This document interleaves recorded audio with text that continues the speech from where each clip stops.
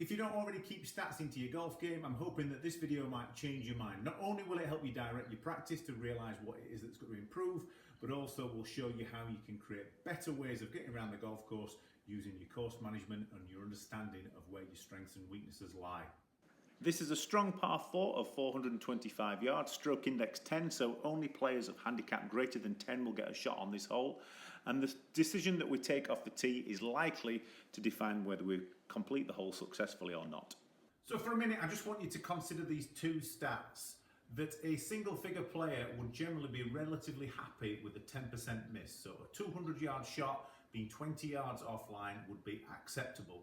And also that for a similar standard of player, anyone hitting 50% of the fairways is also playing pretty good golf. The widest part of this fairway is at 200 yards, and for most players that will be driver or just less than driver. If at that distance the 10% miss can find the fairway, then we should be looking at creating a bogey and no worse. If, however, that we consider that we only hit the fairway 50% of the time, and if we can't guarantee that 10% miss, it might be worthwhile taking something less than this to try and give ourselves a better chance of making no worse than a bogey.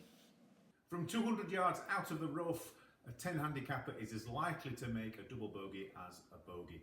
So it might be worth looking at what club's going to be hit off the tee to try and accommodate the fact that we're likely to miss the fairway, and if we do, we're also likely to miss by more than 10%.